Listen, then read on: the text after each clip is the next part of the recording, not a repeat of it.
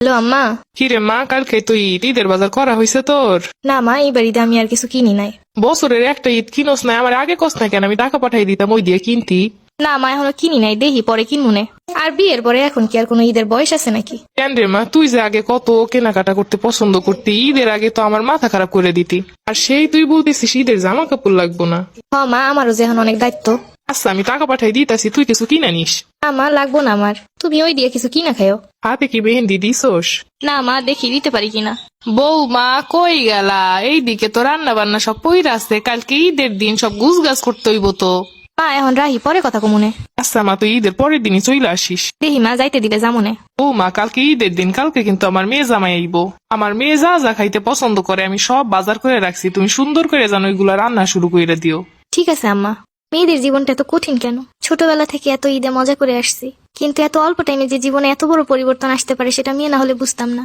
বৌমা এখনো উঠতেছ না? ঈদের দিনটাও যদি এত বেলা পর্যন্ত ঘুমানো লাগে, 7টা বাইজা গেছে, এখনো কোনো রান্না বান্নার খোঁজ নাই। মেহমান সব আইসে চইলা যাইবো। আম্মা, আমি রাত 3টা পর্যন্ত সবকিছু গুছগাছ করে তারপরে শুয়ে পড়ছিলাম মা, এর জন্য দেরি হয়েছে। ঈদের দিনটা একটু খেয়াল থাকে না কয়টা বাজে? মা মা ওর তোর না ঈদের জামা পরতে হইব, নতুন জামা নতুন জুতা, আমি তো তোর জন্য সেমাইও রান্না করছি, ওঠ মা।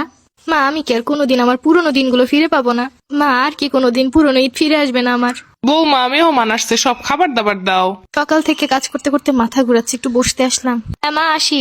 কিরে মা, সকাল থেকে ফোন দিতেছি ধরস না কেন? মা, একটু কাজে ব্যস্ত ছিলাম। ঈদের জামা কাপড় পরছিস, মেহেন্দি লাগাইছিস? না মা, এখনো পড়া হয় নাই, পড়বো অনেক ফিরি হইয়া। কি বলিস, 2টা বাজলো দুপুর, এখনো পর্যন্ত ঈদের জামা কাপড়ই পরিস নাই? তারপরে তোমার কথা বলো, তুমি কি ঈদের শাড়ি পরছিলা? আরে মা, আমি তো শাড়ি পইরা তোর খালামণিদের বাসায় সব জায়গায় ঘুরে আসছি। আব্বা পাঞ্জাবি পরছিল। আরে মা, তোর আব্বা পাঞ্জাবি পইরা নামাজ পইরা আইছে। কখন হইতে ডাকতাছি, এখনো খোঁজ নাই।